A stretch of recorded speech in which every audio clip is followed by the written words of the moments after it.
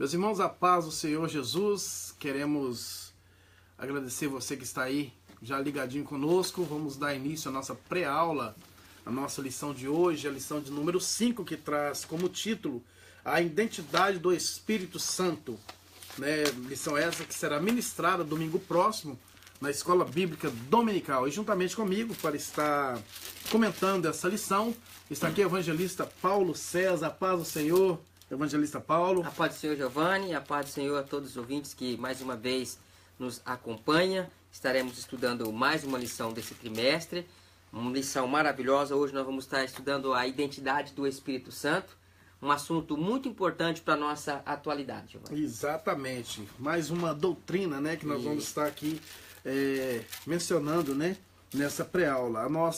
Lembrando a você, nós somos uma igreja filiada à CGADB, filiada também à Comadeb, a Convenção Geral das Assembleias de Deus do Brasil, e a Convenção das Assembleias de Deus de Brasília. Temos como nosso pastor presidente, pastor Osival Xavier, o nosso pastor presidente da Assembleia de Deus Ministério e Missão, pastor Suimar Caetano, pastor vice, pastor Aparecido Santos, e também o nosso pastor local aqui situado a 156 Highland Avenue, na cidade de Somerville, o pastor Télcio Luiz, que nos deu essa oportunidade de estar aqui toda semana, irmão Paulo, podendo comentar a respeito dessa lição. Essa lição, irmãos, o intuito nosso aqui principal é trazer até você subsídios para você melhor estar interagindo no domingo próximo na Escola Bíblica Dominical. Lembrando você que essa lição não substitui a Escola Bíblica Dominical. Isso é só para poder trazer até você alguns subsídios para você estar interagindo assim melhor, tanto você professor como você aluno,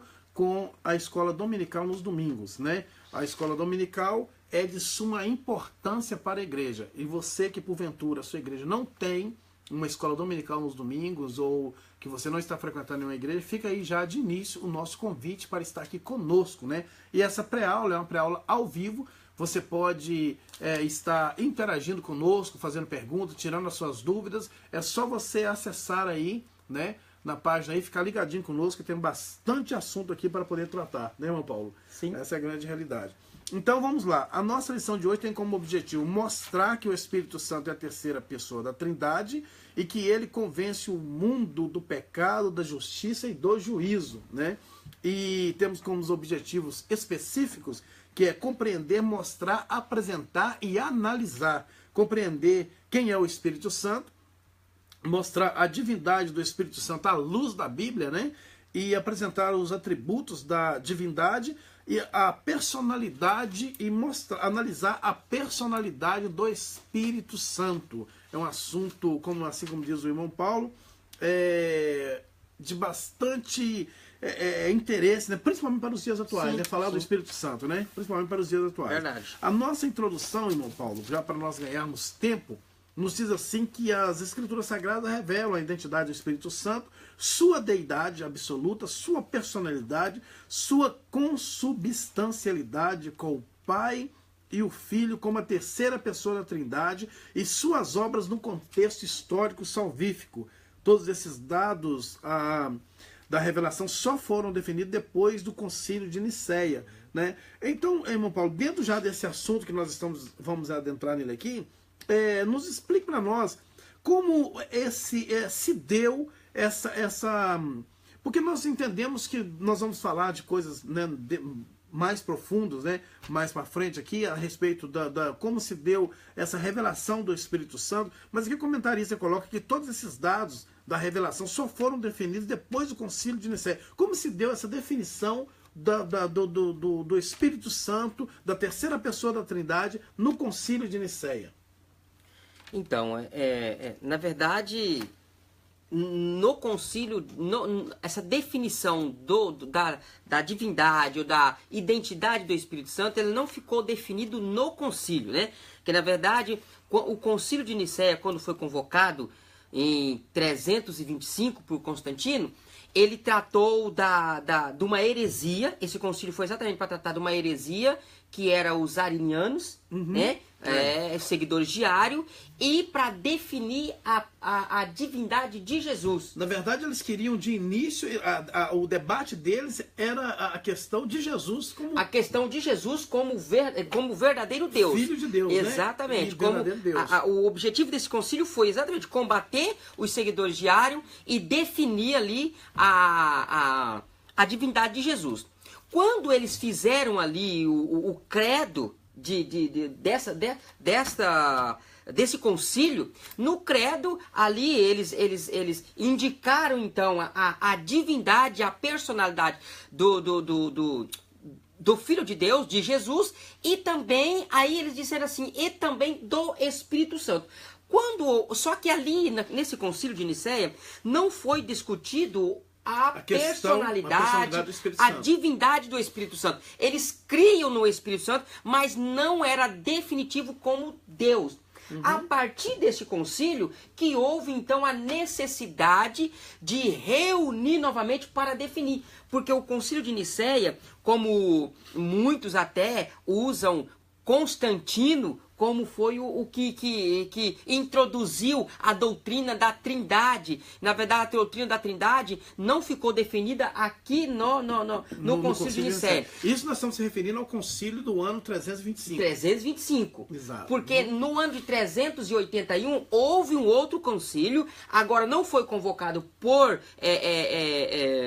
Constantino, mas esse concílio foi em Constantinopla. Nesse concílio, sim, foi para definir a identidade do Espírito Santo. Ainda definiu também, combateu ainda os seguidores diários e nesse concílio, então, se consolidou ali a identidade do Espírito Santo.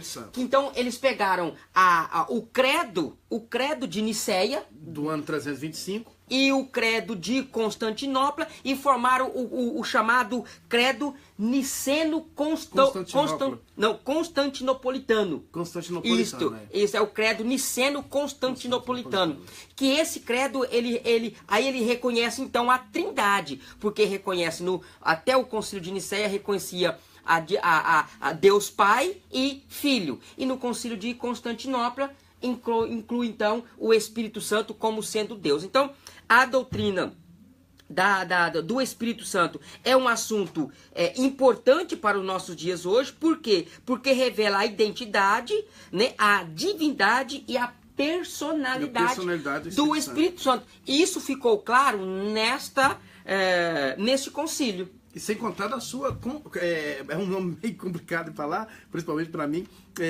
Sem contar a sua consubstancialidade, né? Que é a mesma... dizer a essência, a exatamente, né? Ele é composto com a mesma substância, a mesma essência da divindade, tanto o Pai, Filho e o Espírito Santo. Aqui fala, então, da sua consubstancialidade. Amém. Então está aí, né, a nossa definição. E o comentarista continua dizendo assim, a formulação da doutrina pneumatológica aconteceu tardiamente na história da igreja, na segunda metade do século IV, né? É exatamente como o irmão Paulo ponderou aqui, né, a respeito do concílio niceno constante. Isso é o credo. Credo niceno constantinopolitano. Né? Que aí já se dá no ano 381. Exatamente. 381. Amém. Então, irmãos, vamos partir para o nosso primeiro ponto, irmão Paulo, que fala sobre o Espírito Santo. Mas já está conosco aqui ligadinha a irmã Cristiane, né? Acabou de entrar aí, né? O nosso abraço, a paz do Senhor, Cristiane, João Freitas, né? Dário Souza, irmão Dário, a paz do Senhor Jesus, isso aí conosco. João Freitas comentou, né? Amém, um ótimo ensino. Paula Miranda, né? Lemuel e Gino está aí. Você que está entrando, você que está aí conosco, que vai ficar ligadinho conosco aí por esse período, estudando a Palavra de Deus, deixe o seu comentário ou a sua dúvida, mas também não esqueça de postar o lugar de onde você o lugar de onde você reside, né? Se assim falando melhor, sim, né? Para que nós possamos estar identificando aqui as pessoas que estão ligado aí conosco. A revelação divina, irmão Paulo, a Bíblia mostra que a revelação divina foi progressiva, como disse um dos pais da igreja no século IV, né? Isso aí, Gregório de Nazianzo, né? Ele diz assim, o Antigo Testamento manifestou claramente o Pai e obscuramente o Filho. O Novo manifestou o Filho e obscuramente indicou divindade do Espírito Santo. Hoje, o Espírito habita entre nós e se dá mais claramente a conhecer, né? Aí que o comentarista coloca assim, que o Senhor Jesus revelou o Pai, né? E o Espírito Santo em quem revela o Filho.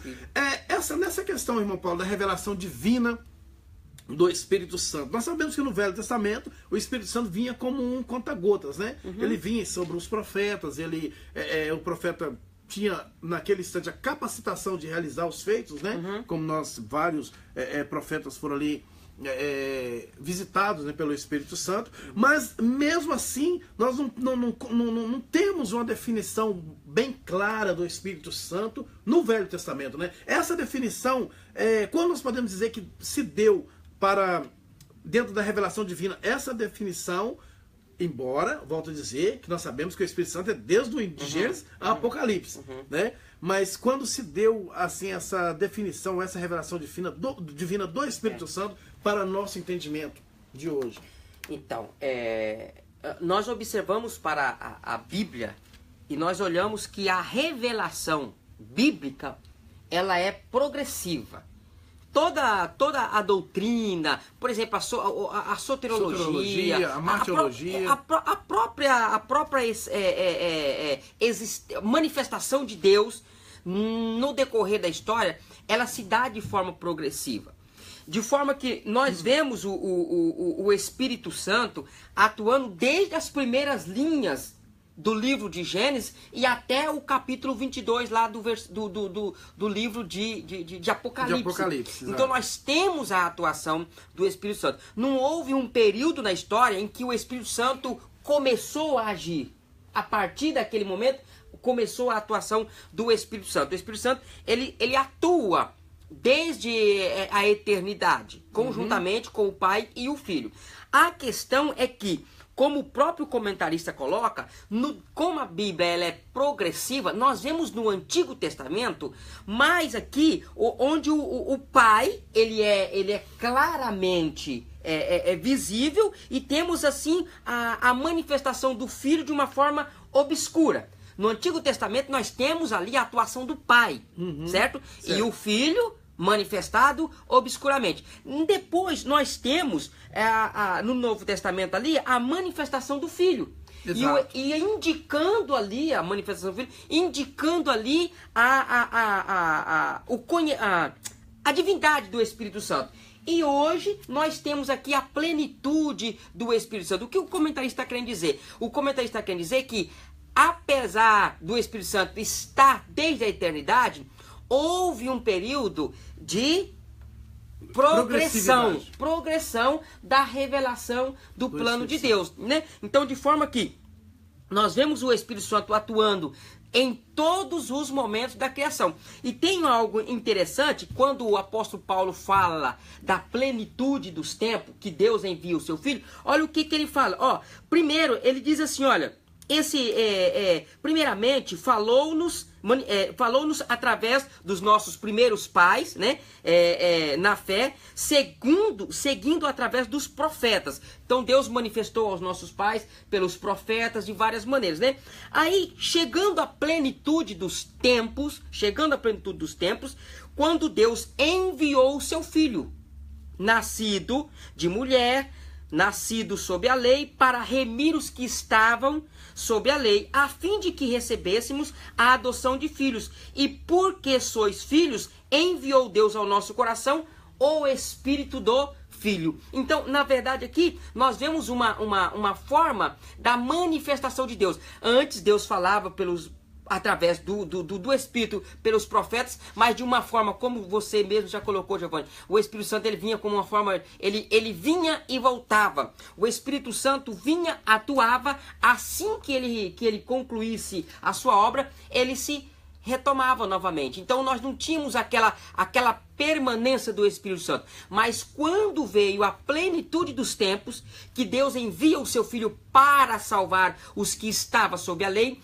aí a Bíblia diz que Deus nos deu o Espírito do Filho. Isto é o Espírito Santo, para que, conforme Jesus disse, ficasse conosco para sempre. Então, nós temos a revelação divina do Espírito Santo desde Gênesis a Apocalipse. Até Apocalipse. Aí o segundo subponto fala sobre o seu esquecimento, né? Mas antes de darmos continuidade, queremos mandar aí um abraço para a Cirlei Rosa de Souza. Cirlei Rosa de Souza, paz, amo estudar a palavra de Deus. Maria Erlinda mora em São Paulo. Renato Vicente, a paz, seu irmão Renato, está aí conosco. A Maria Erlinda também pede oração, pois está num quadro de depressão muito avançado. Nós vamos estar orando pela irmã. Jorge Carneiro está aí ligado conosco. Marcone da Silva, lá da cidade de Newport, também acaba de entrar aí. O nosso forte abraço, a paz do seu irmão Marcone.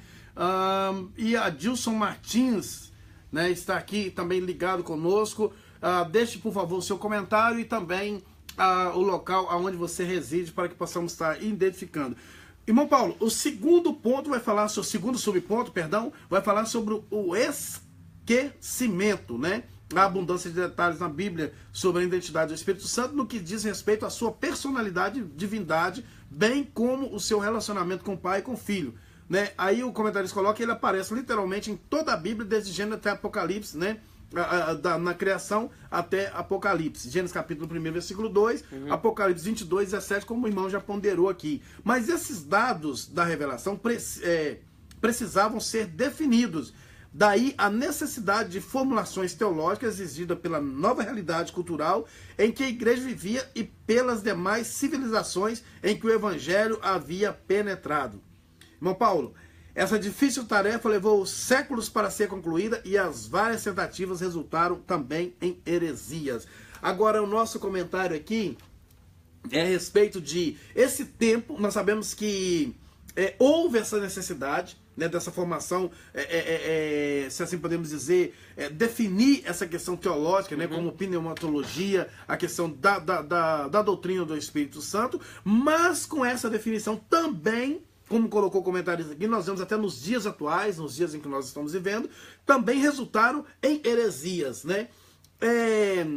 Explique para nós como nós podemos identificar essa questão de entender ou não entender a doutrina do Espírito Santo relacionado com essas heresias, né? Como nós temos condições de identificar essa questão? Então, qualquer doutrina que venha negar a existência de Deus Pai, do Filho e do Espírito Santo é heresia, como Exato. sendo Deus em um único Deus, mas indistintamente em pessoas, entre Pai, Filho e Espírito Santo. Então, por exemplo, há doutrinas, há ensinamentos que diz que o Espírito Santo ele não é uma pessoa, mas ele é uma força ativa de Deus, certo?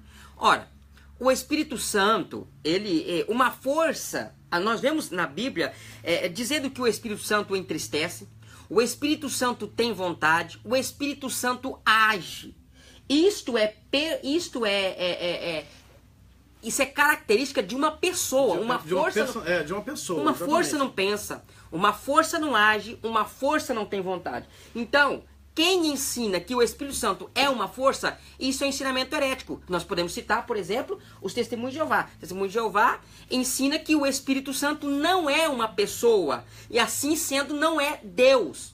Ele é apenas uma força. Inclusive até a Bíblia usada pelos Testemunhos de Jeová vai dizer lá no livro de Gênesis, onde o Espírito de Deus pairava sobre a face das águas, vai dizer lá que uma força ativa, a força de Deus movia sobre as águas. Então, na verdade, qualquer ensinamento que nega o Espírito Santo como sendo Deus e a terceira pessoa da Trindade é uma heresia. Então, por isso que houve um tempo, ainda que há declaração de Gênesis a Apocalipse da atuação do Espírito Santo, houve um período em que isso não ficou bem claro, Giovanni. Essas definições teológicas, como por exemplo, o reconhecimento do Espírito Santo como Deus, por um bom período, não ficou bem claro pela igreja. Então, com isso, houve alguns ensinamentos e até levantou algumas heresias. certo? Então, por isso que precisava ser definida. E aí houve a necessidade de formulações teológicas exigidas para a realidade, para que então enfrentasse o assunto e desse uma definição. Por exemplo, há quem diz, vamos tentar definir assim, há quem diz, usando a característica do Pai, do Filho e do Espírito Santo, há quem diz que o Pai atuou na criação, o Filho atuou na redenção e o Espírito Santo na salvação. Olha, isso é perigoso afirmar isso. Por quê? Afirmando isso, está dando uma ideia do ensino unicista, em que Deus se revelou em determinadas épocas, uma hora revelou como Pai, outra hora se revelou como Filho e agora se revela como o Espírito Santo. E desencadeia um outro ensino também herético, que é o caso do ensino modalista. Certo, né? Esse é o modalista. Que é o caso da modalidade. É a manifestação, os unicistas são modalistas. Modalista, exatamente. Que Deus manifestou em modalidades. Então dizer que Deus atuou na criação, o Filho na redenção e o Espírito Santo na salvação, é perigoso dizer isso porque tem essa forte tendência dessa concepção modalista. O correto é dizer que tanto o Pai, o Filho e o Espírito Santo atuaram conjuntamente, tanto na criação como na redenção e na salvação. De forma que o Pai é o Criador, o autor, o Filho é o executor e o Espírito Santo é o quem ativa e que leva a término dessa obra. Então, fazendo assim, o Pai como o autor, o Filho o executor e o Espírito Santo o ativador, significa que os três trabalharam junto, tanto na criação como na redenção e na salvação.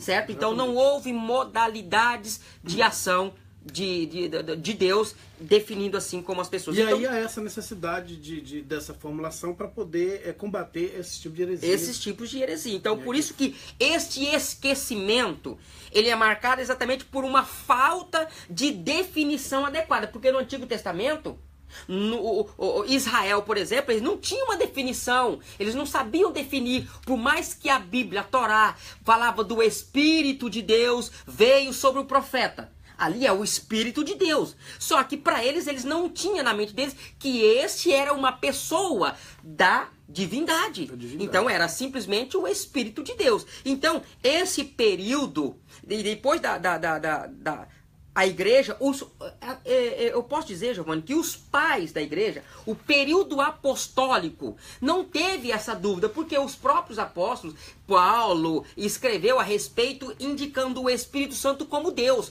O apóstolo Paulo apresenta o Paulo, eu já falei de Paulo, nosso Pedro, ponto. certo? Mas então, só para encaminhar, esse período do esquecimento, ele teve um período, só que os pais da igreja, apesar de não ter doutrinado de forma escriturada, por exemplo, como a Trindade não ficou definida no primeiro século. A Trindade só foi definida a partir Eles entenderam a questão, né? Exatamente. Porém, não passaram da forma que deveria ter passado. Aí, a partir do segundo século, começou a haver as heresias.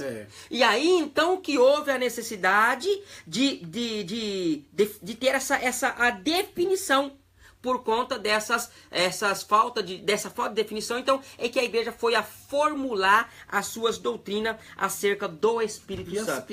E essas heresias, irmão Paulo, se dá com o surgimento do gnosticismo, né? A partir do surgimento do gnosticismo. Sim. Então, houve esse avançar, né, dessas heresias quanto à questão, principalmente a questão do Espírito Santo. Irmão Paulo, está conosco aqui a Dilson Martins, Vinícius Mafra, paz do Senhor, irmão Vinícius, deveria estar aqui na oração com os jovens. Binho Soares, né, está aí ligadinho conosco. Renato Vicente, o irmão Renato, né, nos mandou a paz do Senhor. João Felipe está também ligadinho conosco aí. Célio Batista, Binho Soares, já falamos, né, está aí conosco. Ana Maria Vieira Banega também acabou de entrar. Não deixe de comentar a sua localidade, para que nós possamos estar identificando a cada irmão que está aqui ligado conosco, né, nessa pré-aula. Irmão Paulo, nosso terceiro ponto fala o Espírito Santo e os primeiros cristãos, né? À luz do Novo Testamento e comparando com a literatura patrística, dos séculos 2 e 3, fica claro que os cristãos da era apostólica conheciam mais sobre a identidade do Espírito Santo do que os pais da igreja do referido período, né? A verdadeira identidade do Espírito Santo com base bíblica só aconteceu a partir de Atanásio e dos 3 grandes capadócios. Antes disso, a conceituação sobre o Espírito Santo era quase inadequada. Então, dentro disso que o irmão já começou a introduzir, né, nós vemos que nós não podemos dizer que os patriarcas, né, ou seja, os patrísticos, né, falharam, né, a respeito da doutrina do Espírito Santo. Mas, de certa forma, eles entendiam muito mais a questão do Espírito Santo do que os pais, como o comentarista coloca aqui, do que os pais da igreja, né? E só depois, com base bíblica, essa identificação a respeito do Espírito Santo se dá a partir de Atanásio e dos 3 grandes capadócios que o comentarista acaba de relacionar. Mas nós vemos, irmão Paulo, eu queria que o irmão comentasse a respeito disso aí, que nós vemos que até, embora temos tantos estudos ou tantos argumentos em relação ao Espírito Santo, mas nós vemos que desde os primeiros cristãos até os dias de hoje ainda há pessoas com dúvida em relação ao Espírito Santo. Primeiro é importante esclarecer, Giovanni, que no período apostólico, por que não houve uma necessidade? Os apóstolos combateram algumas heresias, combateram algumas vamos dizer, levantes contra a doutrina bíblica e evangélica, os ensinos dos apóstolos. A questão do Espírito Santo, entre os apóstolos, entre o período da igreja apostólica, não havia dúvida da divindade do Espírito Santo. Então, por isso que não houve assim um ensinamento diretamente refutando a negação da divindade. Não tem isso. Não tem refutação da negação da divindade, até porque eles reconheciam o Espírito Santo como Deus. O apóstolo Paulo fala do Espírito Santo como Deus. Mas isso em relação a Pedro, né? Pedro fala do Espírito Santo como Deus. Ananias e Safira, não mentiste a homem, mas primeiro falou, por que mentiste ao Espírito Santo? Exato. Depois ele disse, não mentiste a homem, mentiste a Deus. Então ele fala que Ananias mentiu ao Espírito Santo e depois ele disse que o Ananias havia mentido para Deus. Isso é um reconhecimento claro de que ele está dizendo que o Espírito Santo é Deus. Então no período apostólico não houve essa dúvida. O problema foi a partir depois do 2º século, que aí começou a surgir algumas indagações. E aí com isso levantando algumas heresias e alguns ensinamentos contrários ao entendimento apostólico. E aí que houve a necessidade de, em um período, um longo período de estudo, esforço, para que eles então formulassem uma definição bíblica para que realmente ficasse fechado. Então, Giovanni, a partir do 2º século, que ali é considerado o período da patrística, esse foi o período de conflitos, onde pessoas começaram a atacar a divindade de Jesus, a humanidade de Jesus, a divindade do Espírito Santo. Então foi nesse período que então começou a estudar, como nós já vimos no tópico anterior, e falamos que a identidade do Espírito Santo, reconhecida como Deus, a terceira pessoa da Trindade, se deu no 4º século, 381 depois de Cristo, e ficou consolidado no ano 400 com Agostinho. Então, Agostinho consolidou as dúvidas que havia sobre a deidade do Espírito Santo. De Agostinho para cá, não houve mais esses desentendimentos na igreja cristã acerca da divindade do Espírito Santo. Exatamente. Após Agostinho, então, Agostinho foi quem consolidou a todas as dúvidas acerca da divindade do Espírito Santo. O que resta, depois falando que o Espírito Santo não é Deus, foram agora, são as ramificações dessas heresias. Dessas heresias, como as heresias arianas. As ramificações das heresias do período da patrísticas, então elas tiveram assim a sua permanência de uma forma muito fragilizada, mas nós entendemos que o cristianismo em si, a igreja, ela então definiu a divindade do Espírito Santo, ainda ali no meado ali do quarto século, do quinto século, com Agostinho, já definiu e ficou consolidada essa questão. Amém. Então vamos lá, partindo para o nosso segundo ponto, aqui vai falar sobre a divindade do Espírito Santo à luz da Bíblia, né? Então nós vemos aqui a questão do Espírito Santo no primeiro ponto, né? Que falou sobre a revelação divina, sobre o esquecimento e o Espírito Santo dos primeiros cristãos. Agora nós vamos falar sobre a divindade do Espírito Santo à luz da Bíblia. Sim. A divindade declarada. O Espírito Santo é chamado de Senhor nas Escrituras Sagradas, né? Aí nós temos aqui o nosso comentário, 2 Coríntios, capítulo 3, versículo 17. Ora, o Senhor é o Espírito, né? Os nomes de Deus, Espírito Santo, aparecem alternadamente na Bíblia, porque encheu Satanás o teu coração, para que mentisse ao Espírito Santo e retivesse parte do preço da herdade, né? Isso aí nós vemos lá, não mentisse aos homens, mas a Deus, Atos capítulo 5, versículo 3 e 4. Deus é o Espírito Santo, aqui são uma mesma divindade, o apóstolo também emprega esse tipo de linguagem. Não sabeis vós que sois templo do Espírito templo de Deus, e que o Espírito de Deus habita em vós, né? 1 Coríntios capítulo 3, versículo 16, né? Isso vem desde o Antigo Testamento. O Espírito do Senhor falou por mim, e a sua palavra esteve em minha boca, disse o Deus de Israel, a rocha de Israel a mim me falou, né? 2 Samuel, versículo 23, capítulo 23, versículo 2 e 3. É nessa linguagem que a Bíblia diz que o Espírito Santo é Deus. Então, irmão Paulo, aqui nós vemos declarado, né? Sim. Declaradamente aqui o Espírito Santo, a questão da divindade do Espírito Santo à luz da Bíblia. Irmão Paulo, de forma mais clara, como que nós podemos ponderar a questão à luz da Bíblia, né? Aqui já citamos vários versículos em relação a essa questão da divindade do Espírito Santo. Não há refutação quanto a isso? Não há, porque é uma declaração bíblica. Então, quando nós falamos da divindade declarada, esta declaração não é de teólogos, não é de seguidores, não. É declarada pela Bíblia, pela Escritura, ao qual a própria Bíblia disse, ora, o Senhor é o Espírito. Olha, o Senhor está falando de Deus, e o Espírito está falando do Espírito Santo. Então, o Senhor é o Espírito. Nós já mencionamos a referência do apóstolo Pedro, que disse para Ananias, né? Por que encheu Satanás o teu coração para mentires ao Espírito Santo? E aí ele complementa, não mentiste a homens, mas a Deus. Então isso aqui é declaração bíblica, como outras referências que você já citou aqui, de 2 Samuel 23, 2 e 3, onde fala, o Espírito do Senhor falou por mim. Então, ou outras declarações, veio sobre o profeta o Espírito do Senhor. Então, isto são declarações bíblicas. Lá em Gênesis, o Espírito do Senhor pairava. Ali está dizendo o Espírito, o próprio Deus, ao qual Deus ele se manifesta através do Espírito.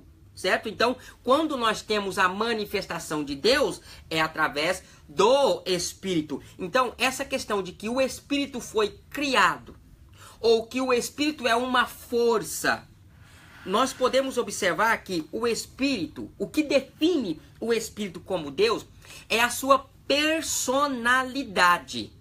Se a Bíblia falasse simplesmente do Espírito de Deus, do Espírito Santo, mas não desse a ele nenhuma característica oriunda de uma pessoa, nós não teríamos a argumentação bíblica para declarar o Espírito Santo como Deus. Mas o Espírito Santo, ele tem personalidade que é atributo de Deus. Esta personalidade confirma a sua divindade. Confirma a sua divindade. O Espírito Santo, ele pensa. O Espírito Santo, ele age. O Espírito Santo, ele entristece. Então, o Espírito Santo toma decisões. Isto tudo são atributos ou características de uma personalidade. Uma força não pensa, não age, não tem motivação. Somente uma pessoa. E por isso que o Espírito Santo, sendo uma pessoa, tendo as suas atribuições na Bíblia separada do Pai e do Filho, Assim sendo, atribuições separadas, tendo personalidade, então ele tem que ser Deus. Porque a Bíblia diz, inclusive, quando Jesus disse para os discípulos... Então, olhe para você ver, Giovanni, que é uma questão de...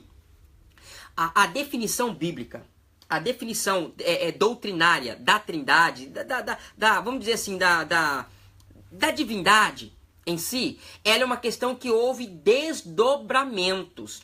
Por exemplo, quando havia a definição, já não tinha dúvida mais pela igreja, de que Deus Pai e Deus Filho, agora faltava a definição do Espírito Santo, e nós vemos que Jesus, quando ele ordena aos discípulos, ide, batizai em nome do Pai, do Filho e do Espírito Santo. Jesus está atribuindo ali ao Espírito Santo a igualdade entre o Pai e o Filho. Certo? Em nome... colocando os três no mesmo pé de igualdade. Exatamente. Em nome do Pai, em nome do Filho e em nome do Espírito Santo. Então, ali Jesus está colocando em igualdade as três pessoas. Então, ficou, olha, se a Bíblia fala que o Espírito Santo é Deus, se a Bíblia fala que o Espírito Santo age, se a Bíblia fala que o Espírito Santo tem motivação, tem desejo, ele entristece, ele toma decisões, e ele está na mesma qualificação do Pai e do Filho, ele tem que ser Deus. Entende? Deus. Então isso é a construção que nós chamamos de desdobramento teológico, para que chegue-se a uma conclusão de uma verdade bíblica. Porque a Bíblia, Deus, ao revelar a Bíblia, ele não estava revelando a sua existência. Deus não teve preocupação de revelar a sua existência, porque independente da Bíblia, ele existe. O que nós temos na Bíblia são as declarações de Deus, a revelação de Deus quanto ao seu plano da eternidade à eternidade, da criação, redenção e a salvação da humanidade. Então, com isso nós fazemos então essa construção e temos então o entendimento aqui da divindade do Espírito Santo declarada pela Bíblia. Pela Bíblia. Exatamente. Irmão Paulo, está conosco Rosilene Aquino, Francinete Cassimiro, Oséias de Paula, Sebastiana Pereira da Silva, Cláudio Chandelli, Graça Cavalcante, Robson Vieiro, Elisângela Oliveira também acabou de entrar aí, está aí ligadinho conosco. Estão aí mandando um nosso forte abraço a todos vocês que estão ligadinho conosco. E lembrando a você que deixe para nós o comentário aonde você reside, aonde você mora, para que nós possamos estar identificando a cada pessoa aqui. Essa Elisângela entrou por aqui, Elisângela Oliveira, né, acabou de entrar, está aqui ligadinho conosco. E lembrando a você que nós estamos aqui situados 156 Highland Avenue, na cidade de Somerville. Somos uma igreja Assembleia de Deus, Ministério Missão, filiado a CJDB. E temos aqui a nossa escola bíblica dominical todos os domingos às 9 horas da manhã. Já deixando para você aí já de antemão o nosso convite para estar aqui conosco. Você que reside nas cidades vizinhas e porventura a sua igreja não tem escola bíblica aos domingos, ou você ainda não faz parte de nenhuma igreja, estamos aqui de portas abertas, de braços abertos, esperando você e a sua família para assim melhor estarmos juntos servindo ao nosso Senhor Jesus Cristo. Aqui temos classes para toda a faixa etária, 8 classes, né, distribuídas entre classes para crianças, classes para adultos, para jovens, para as irmãs, para os obreiros, aqui para melhor te atender. Então venha para cá, vamos estar aí estudando e aprofundando ainda mais para poder aproximar um pouquinho mais do nosso Senhor e Salvador Jesus Cristo. Irmão Paulo, passamos para o nosso segundo subponto, que diz a divindade revelada. A divindade revelada. Aurélio Barbosa Mourão também acabou de entrar. Um forte abraço para o nosso irmão Aurélio Barbosa. O relacionamento do Espírito Santo com o Pai e com o Filho revela a sua divindade e a sua consubstancialidade com eles. Isso está claro nas construções tripartidas do Novo Testamento. Em relação ao Pai, o Espírito penetra todas as coisas, até mesmo as profundezas de Deus, igualmente chamado de Espírito de Deus e de Espírito que provém de Deus. Concernente ao Filho, ele é chamado por Jesus de outro Consolador. O termo grego para Consolador aqui é Paráclito. que significa ajudador, advogado, e é aplicado ao Senhor Jesus como advogado. Ele é chamado de Espírito de Jesus, Espírito de Cristo e ainda Espírito de seu Filho. Aqui então, irmão Carlos, ou irmão Paulo, desculpa, perdão, nós temos mais uma vez na questão, nós falamos agora sobre a divindade declarada, né, através das Escrituras, e agora nós temos aqui a divindade revelada. Relaciona para nós em essa questão da divindade revelada do Espírito Santo. Olha, está ligeiramente ligado com o tópico anterior, porque nós temos a Bíblia declarando, certo? E a própria Bíblia também revelando.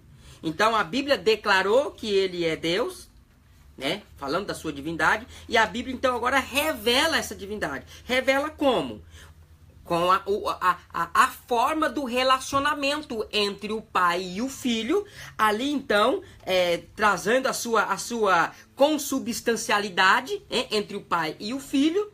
Então esse relacionamento demonstra, é uma revelação da divindade do Espírito Santo. E aí nós temos aqui várias referências bíblicas, Giovanni, onde colocando o Pai, o Filho e o Espírito Santo em igualdade. No sentido, na referência que nós já falamos, Mateus 28 e 19, quando Jesus disse, batizar em nome do Pai, do Filho e do Espírito Santo. Nós temos uma referência aqui também de Coríntios, 1 Coríntios, vamos ver aqui, 1 Coríntios 12, versículo 4 a 6, quando o apóstolo Paulo está falando, por exemplo, os dons são diversos, mas o Espírito é o mesmo. Ele está falando da manifestação dos dons espirituais, ele está falando, os dons são diversos, mas o Espírito, esse Espírito, Espírito Santo, é o mesmo.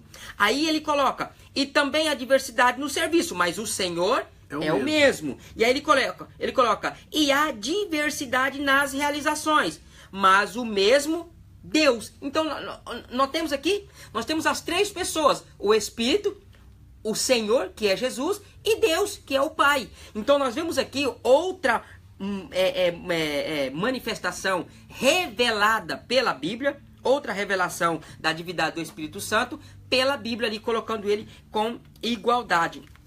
E nós temos também outra referência que é bastante interessante, colocada aqui pelo comentarista, 2 Coríntios 13. Olha só, 2 Coríntios 13, que diz aqui que é a conhecida bênção. A graça do Senhor Jesus Cristo, o amor de Deus e a comunhão do Espírito Santo sejam com todos vós. Então, na verdade, isso daqui é a divindade do Espírito Santo revelada na Bíblia. Ela foi declarada e foi revelada. E agora, né, já fazendo aqui um contrapé para o próximo tópico, nós vemos então as obras.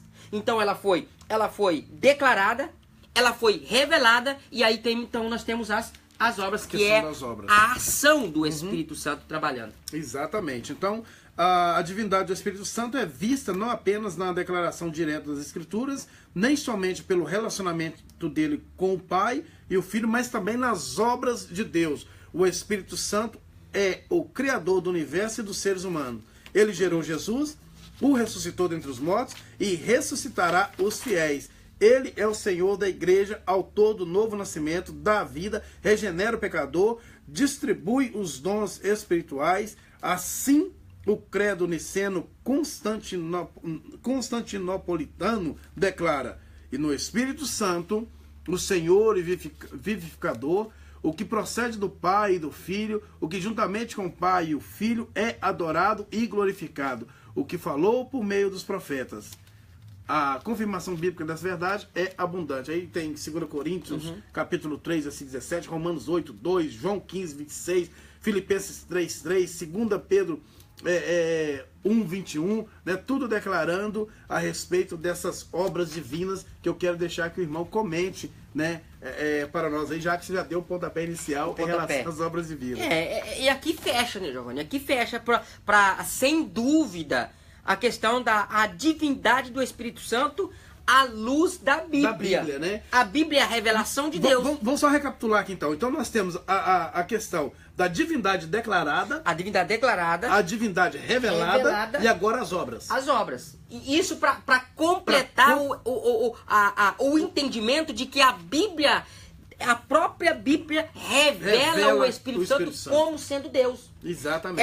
Ela declarou que ele é Deus, ela revelou que ele é Deus, e então ela mostra as obras do Espírito Santo sendo Deus. E essas obras é como, por exemplo, tudo que há. Por isso que eu disse que é errado dizer que o Pai atuou na criação, o Filho na redenção e o Espírito na salvação. Não é isso. Na verdade, Deus é a composição da Trindade. Então, o Pai, o Filho e o Espírito Santo agiu na criação, na redenção, na salvação.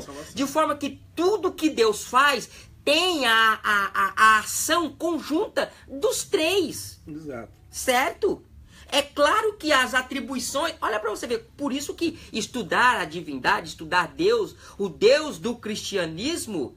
É um Deus que você olha para a Bíblia e você... Mas é difícil o entendimento. Mas não é impossível, né? É difícil, mas é compreensível. Olha para você ver. O Espírito Santo, na criação, quando Deus... Vamos falar algumas ações do Espírito Santo. Ele atuou na criação. O Espírito Santo atuou na criação. O Espírito Santo atuou também na manutenção. Então... Deus criou, o Espírito Santo ele é responsável por ativar. Lembra que eu disse que o Pai é o autor, o Filho o executor, o Espírito Santo o ativador. Ele é ativador e o mantenedor. O mantenedor. Não é assim? É isso que me chamou a atenção. Ele é o agora. sustentador, é o mantenedor. Então, é a ação de Deus. Então, o Espírito Santo atuou na criação e ele mantém a criação. O Espírito Santo, ele atuou também na revelação divina. Através, quando ele inspirou os escritores do Antigo e do Novo Testamento para a composição da Bíblia. Só para confirmar o que o irmão falou aí, não tirando a sua linha de raciocínio, Bora. Jó capítulo 26, versículo 13, né? Diz assim, pelo seu Espírito tornou os céus, a sua mão formou a serpente enroscadiça. Certo? Então... Aqui o Espírito Santo, aqui o Espírito Santo atuando na criação, certo? Então o Espírito Santo também ele tem uma função, como a função que o próprio Jesus disse que é de convencer, não é assim? Ele vai convencer do pecado, do juízo do pecado, da justiça e do juízo. Então, uma obra do Espírito Santo é a obra do convencimento, ou melhor dizendo, é o chamamento dos pecadores ao arrependimento. Então, nós vemos o Espírito Santo atuando em toda a Bíblia. Ele atuou no nascimento de Jesus, ele atuou na ressurreição de Jesus, certo? Ele distribui os dons espirituais na igreja. Então, nós vemos... uma gama, N's e N's referências bíblicas da obra, da ação do Espírito Santo, indicando ele como Deus, certo? Então, na verdade... Tem uma passagem aqui, irmão Paulo, que eu queria ler, é muito importante, que fala muito a respeito dessa questão do Espírito Santo, que alguns ainda têm essa dúvida, que diz assim, Romanos capítulo 8, versículo 11, a Bíblia diz assim, e se o Espírito daquele que dentre os mortos ressuscitou a Jesus, habita entre vós, aquele que dentre os mortos ressuscitou a Jesus, Cristo também vivificará os vossos corpos mortais pelo seu Espírito que em vós habita. Nós falamos da atuação do Espírito Santo quanto ao que fez, no passado, quanto ao que está fazendo, e o Espírito Santo ainda atuará. Claro que sempre vai atuar, mas, por exemplo, a referência que você disse aí agora, leu, fala da ressurreição dos fiéis. A ressurreição dos santos, dos fiéis, quando o mesmo Espírito que ressuscitou Jesus é o que ressuscitará os fiéis para a novos céus e nova terra no momento da ressurreição, do arrebatamento. Né? Exatamente. O Espírito Santo atuará no arrebatamento. O Espírito Santo atuará em todas as etapas da igreja até o final e a consumação dos séculos. Ele sendo Deus, ele atuará em todo o plano da eternidade. Da eternidade, exatamente. É tremendo esse estudo do Espírito Santo, né? Com certeza. Ezequiel capítulo 37, versículo 14, nos diz assim: porei em vós o meu espírito e vivereis, e vos porei na vossa terra. Né? Sabereis que eu, o Senhor, disse isto e o fiz, diz o Senhor. Exatamente. Né? Atuação então, no Espírito Santo quanto à vivificação. Quanto à vivificação, né? Ou seja, quanto à vida, né? O Espírito Santo da vida. Amém. Irmão Paulo, vamos para o nosso terceiro ponto, que vai falar sobre os atributos da divindade, né? Alguns atributos incomunicáveis. No primeiro subponto nos diz assim: a divindade do Espírito Santo é revelada também nos atributos divinos. Aqui apresentamos apenas alguns devido à exiguidade, né, do espaço. O Espírito é onipotente e a fonte de poder e milagres. Ele é onipresente, está em toda parte do universo e é onisciente, pois conhece todas as coisas desde as profundezas de Deus, passando pelo coração humano até alcançar as coisas futuras. Assim a Bíblia ensina que o Espírito Santo é eterno. Aqui são os atributos incomunicáveis, né, do Espírito Santo. Aí, eu queria que o irmão relacionasse para nós, porque já de antemão, porque um ponto meio que completa. Nós temos no primeiro subponto os atributos incomunicáveis e no segundo ponto os atributos comunicáveis do Espírito Santo. Relacione para nós em relação aos atributos incomunicáveis. E depois o irmão já pode dar um pontapé, né, inicial ou adiantar a questão dos atributos comunicáveis, que eu acho que puxa, preenche o outro. Inclusive, né? Até foi até bom, porque eu até estava já pensando, assim que você fizesse aqui a sua observação, já fazer aqui esse gancho para o segundo tópico, porque fala da mesma coisa. São os atributos da divindade do Espírito Santo. Então, os atributos da divindade. Então, os atributos de Deus. Não vamos dizer atributos do Espírito Santo. Os atributos de Deus. Nós temos os atributos incomunicáveis e os atributos comunicáveis.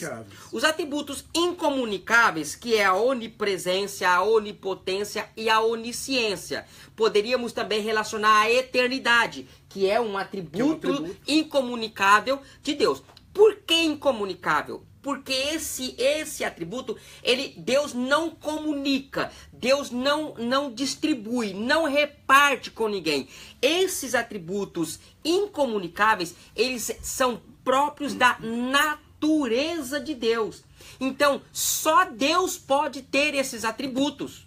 Então, com isso, se o Espírito Santo tem um atributo que só pode ser de Deus, logo o Espírito Santo, então fica descartada qualquer hipótese de qualquer ensinamento que diz que o Espírito Santo não é Deus. Só que o nosso assunto agora, falar dos atributos do Espírito Santo, incomunicáveis. Ele é eterno, ele é onisciente, ele é onipresente, ele é onipotente. Isso tudo fala dos atributos do Espírito Santo, os atributos de Deus, que também, além dele ter os atributos incomunicáveis, ele tem os atributos comunicáveis. O que é esses atributos comunicáveis? São os atributos que, além de Deus ter consigo próprio, da sua essência, ele comunica, ele distribui estes atributos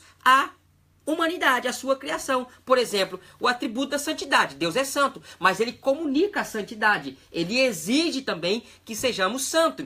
Por exemplo, um outro atributo de Deus, da comunicável. A bondade, a justiça, o amor, né? A verdade. Isso tudo são atributos que é de Deus, mas que eles são comunicáveis. Ele transmite para o seu povo para que fiquemos então mais parecidos com Deus.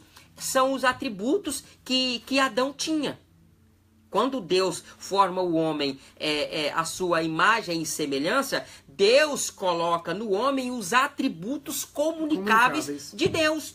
E esses atributos eram sem mancha, vamos dizer assim, os atributos morais de Deus estavam no homem. Os atributos como a santidade, a justiça, a retidão, o amor, isso tudo estava no homem, de uma forma perfeita. O pecado é que estragou, mas aqui nós temos esses atributos de Deus na pessoa do Espírito Santo, tanto os incomunicáveis como os comunicáveis.